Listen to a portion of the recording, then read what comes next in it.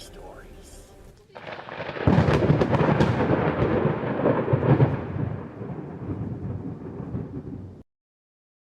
Yo, guys, listen. I've been trying to get back into YouTube and trying to get back on my narrations and shit, but right now things are not suitable to do so. So I need everyone that is watching this video to follow the referral links down at the bottom and everything, and use my referral links and give me a boost and shit. Ever since August, when YouTube did some experimental bullshit where they decided that they were going to change the algorithm or something, it fucked me over terribly, and I haven't been able to do shit. I haven't been able to record. I lost 2 months of fucking income because of Google and YouTube's weird algorithm changes. So I started doing other things to generate income, and it's not as profitable as the YouTube channel. And yeah, just to put it out there, if you think that I do this for non-profit, then you're mistaken. I mean, I enjoy doing it, but right now you need to understand that the life I'm living right now is not fucking ideal. It's horrible. This pandemic, YouTube, and its weird algorithm changes, and so many other things are preventing me from being able to afford to sit down and record. I don't have fucking equipment. My equipment's broken. So I need you to follow the referral links, and also you can go and follow me on my other channel that I started, which is all about cryptocurrency and all of that good shit. And I hope to see you there, so you can learn about cryptocurrency, and also I'll show you some fucking games that are on the Google Play Store that are legit, that pay straight to your PayPal, because I've downloaded, like fucking 100 of them, and some of them are fake, but some of them are real. In 2009, there was this app on Facebook that was basically like an old school Tinder. I don't remember what it was called, but it basically showed you a photo of another person in your area and asked hot or not, or some shit like that. And you could see how folks responded on your photo. And because it was on Facebook, they could just click on your photo and be brought to your wall or whatever. So occasionally, I got dudes messaging me like, "Hey, I saw that I was hot. You're pretty cute too," or whatever. And normally it was harmless, and I'd never talk to them again after a day or two. But this one dude messaged me and we got along fairly well. He asked for my phone number so he could text me, which I didn't see anything wrong with. I realize now that this dude was 18 when I was 14. Oh my god! Why the fuck are you on Tinder if you were 14? So this should have been an enormous red flag. It should have been a red flag that you're 14 and that you're on fucking Tinder. But at the time, I had no idea that was a super predatory age gap. You are 14 and you are on Tinder. You are baiting him. He's not a pedophile if he assumes that you are 18, because you are supposed to be 18 or older to be on Tinder. And you see, folks, this is exactly why COPA exists. I'm going to try to make it through the rest of this story, even though this story already is irritating the fuck out of me. So we'd text once in a while, and it was mostly normal. Then he wanted to meet in person, so I agreed.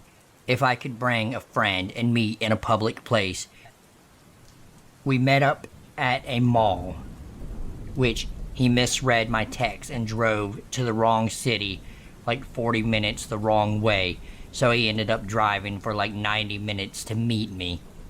And it was fairly normal, at least as far as I remember. This is where the creepy part starts. A few days after that meetup, he asked me the following question: if I could send him a pair of my dirty panties in the mail. I hate the word panties, but that is the word that he used. I was super shocked. This dude seemed pretty normal, but an 18-year-old asking a 14-year-old to send him her dirty underwear in the mail is so fucked up. Actually, you're a fucking idiot because, again, he thought that you were 18, so who's the victim here, really? Children do not belong on dating websites. I declined, obviously, but he wouldn't drop it. I ended up just ignoring his text.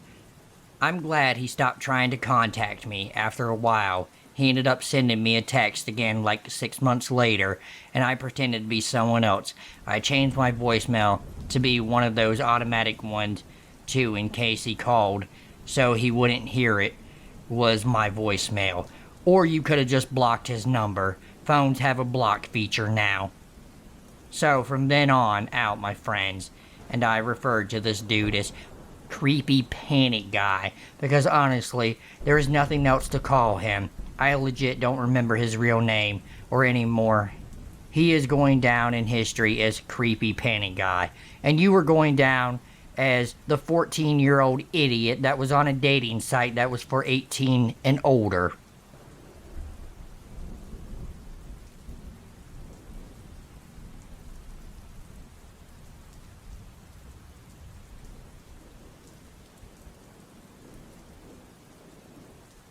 I had a bad Tinder date. A guy kept messaging me on Tinder. He was 28, in DC, Pakistani, and pretty cute. I agreed to meet up with him after a class at a local brewery. When I got there, I assumed we'd share a drink. He then offered to split a bottle of red wine. After getting pretty tipsy, we got another and started making out. This better get creepy real soon because this seems pretty normal to me. He was soon too drunk to drive home, so I told him he could sleep on an inflatable mattress in my apartment, which, mind you, is carpeted. He comes back, goes into my bed, and then runs and starts throwing up red wine into a large area and vomits across the living room on my beige carpet. The guy first claimed he would pay for the cost, then later retracted, blaming me for cleaning it with something with bleach. The carpet dyers finally come today, saw the extent of the damage, and said it would not have been solvable with just normal cleaning. Plus, it costed me $800 for the carpet dyeing of the floor, 1 foot wide stains. Originally, the guy claimed he'd pay for half of it, and now he's refusing to. So, I'm not sure if I'll go on Tinder again. Seems to me that you just had a normal drunken date.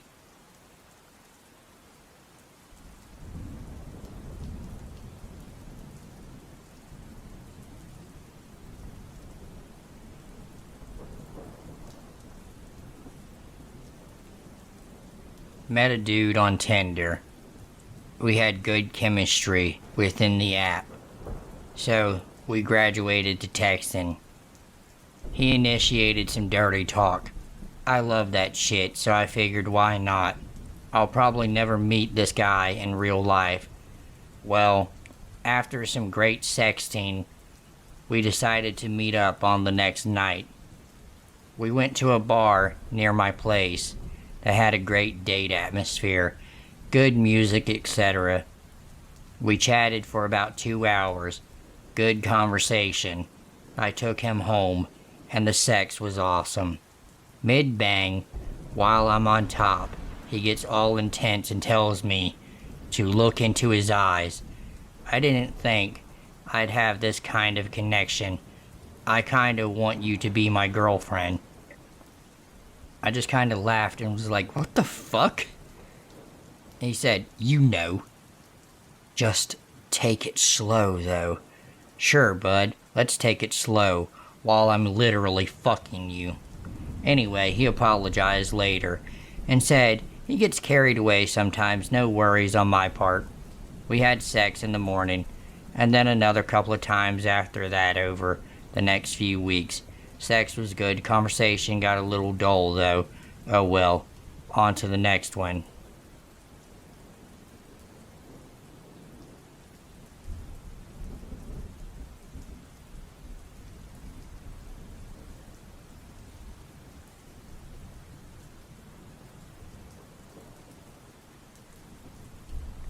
For some context, this took place in June 2018, about 2 weeks before I turned 18.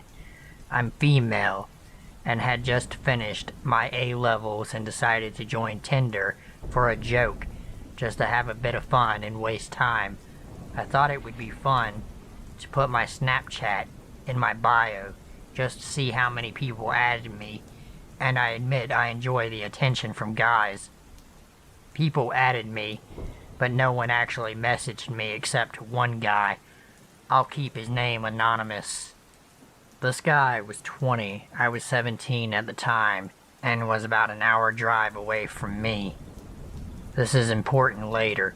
We started off just innocently chatting. The conversation was dry, but it killed boredom, so I held the conversation. One day, he randomly popped up asking me, "So, when are we gonna meet then?" I was hesitant at first, but I agreed. In the end, after I ran it over my parents, I invited him over to my house. I don't know what I was thinking, but I told him he could come over. He got there the next day at 9 a.m., bearing in mind he lived an hour away from me. First red flag. I was confused as hell and wasn't even dressed for the day. Nevertheless, I invited him in and finished getting ready. We just chilled and watched films all day before I headed off. Around 2 p.m., we chilled by the beach for a bit before coming back to the house at 5 p.m. I was expecting him to go home after that, but no, he stayed. We watched a couple more films, and every now and then I would look over to him and catch him flat out staring at me.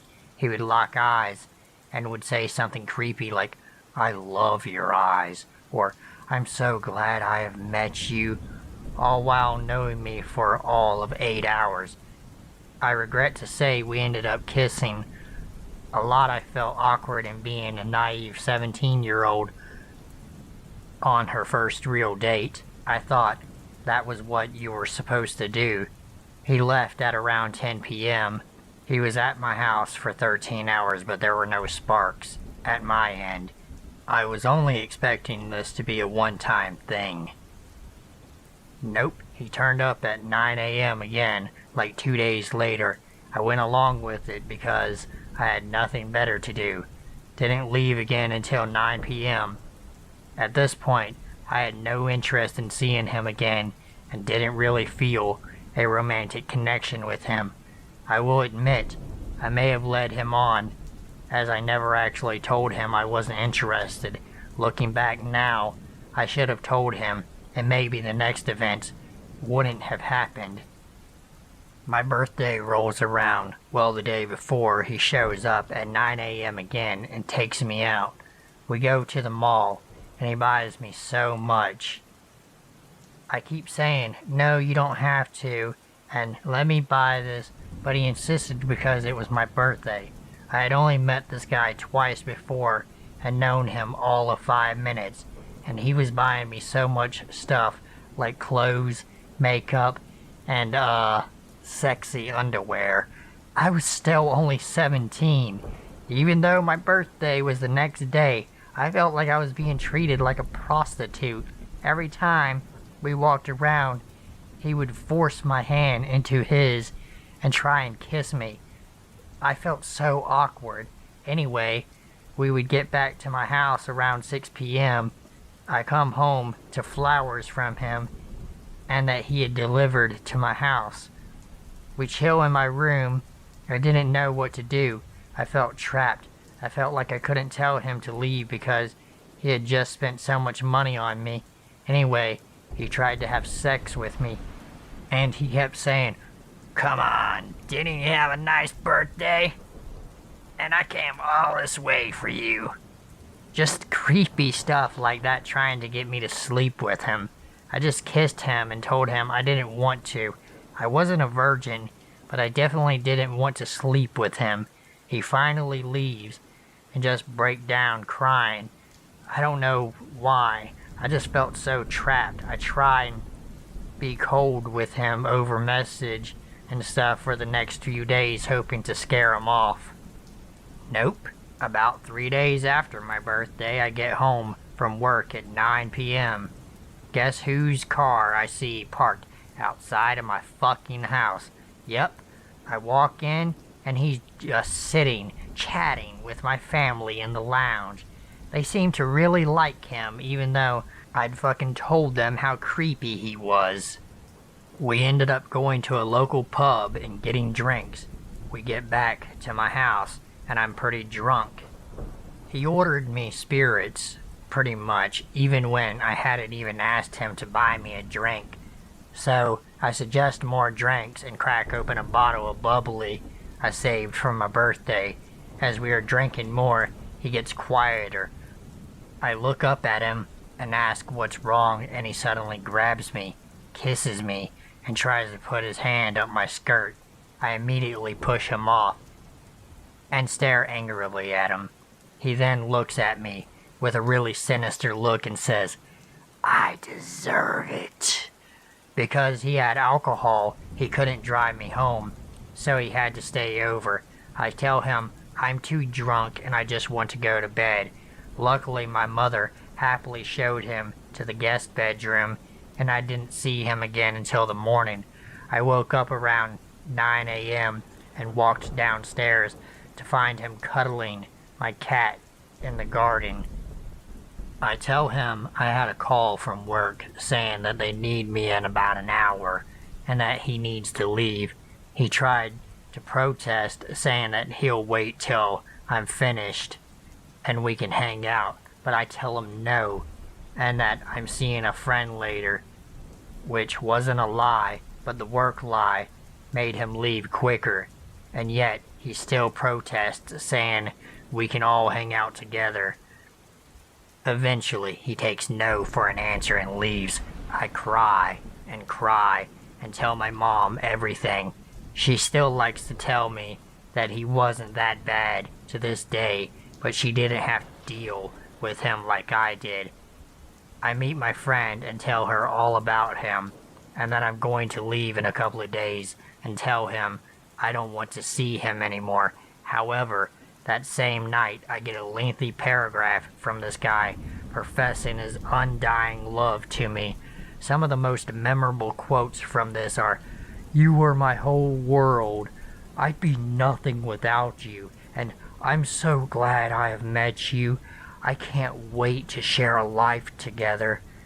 That was it. I had to be straight up with him. I told him everything, that I didn't feel a connection to him, and that what he did to me when he was drunk was not okay. I even offered to return the things he bought, but he said no. Surprisingly, he actually apologized and said he was sorry for making me feel uncomfortable. Brilliant. Nope. He started stalking me. Anyway, who's got Snapchat will know that you can view a map that tells you where all of your friends are.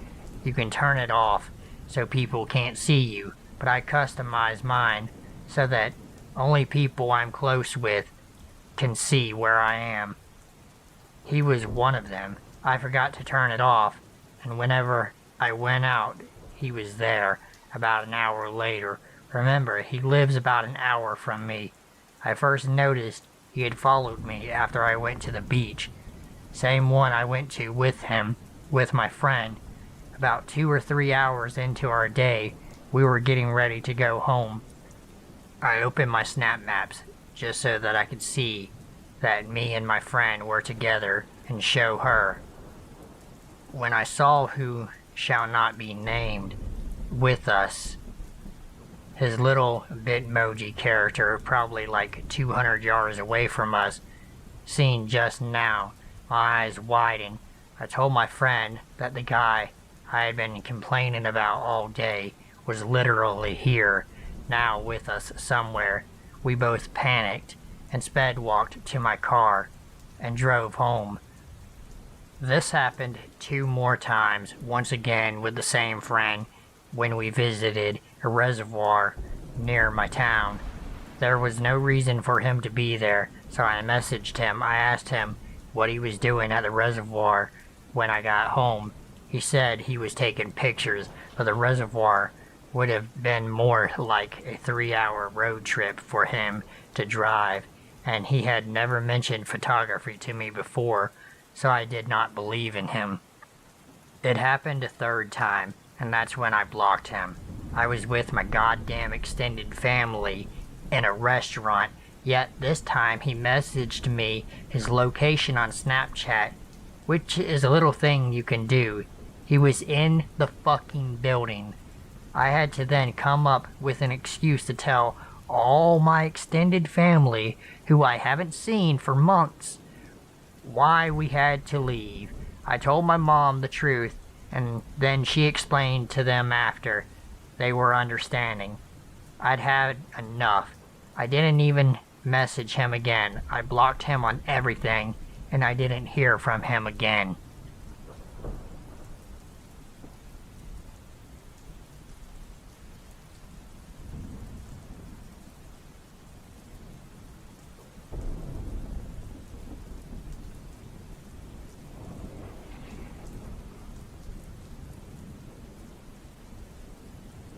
In 2015, when I was 20, I was using Tinder a lot. Sometimes I would go out with a girl and we wouldn't connect, or I'd get stood up. I went to meet up with some friends from IU in Bloomington for a weekend of just hanging out and enjoyment, and I figured I might meet a nice girl and hang out and get to know. I don't remember the girl's name particularly because we matched, and we had talked for about a day and decided to hang out at her apartment that evening. I told my friends I was going to go out to her apartment, which was only 5 minutes away from their place. I got in my car and put my GPS on and made it to the apartment in a few minutes, texting her and asking which apartment door was hers. I walked around the open complex searching for the right numbers until I got to her building. I texted her to meet me at the door to let me know, and because I was sure I was at the building, she said okay, and I stood outside waiting for about 5 minutes. Let me just say that it is about 10 o'clock in the winter. I noticed something as I looked at my phone. Waiting to a window with blinds from the bottom floor opened up, with what I could assume was 4 different people staring at me. I texted this girl asking where she was, and she had told me the door to her building was open, and her apartment was the first on the right. I walked to the door and was surprised it was unlocked as soon as the door to the complex was shut. I turned to the left, and I heard from behind the door someone say, "Shh, he's outside the door." At that point, I realized the door I was at was the same one with the people staring out the window at me, and I got a gut reaction to leave, or something was going to happen to me. I walked out of the complex and went by the window, which I noticed the lights had been shut off, and I ran to my car and got out of there as fast as I could. As I got back to my friend's place, I explained to them the situation, and they didn't really take it seriously as I did. As the night went on, we had a few beers, and before I went to bed, I got a text saying, "Where did you go? I've been waiting for you. I blocked the number and went to sleep. So if you have ever used a dating site, always meet in public.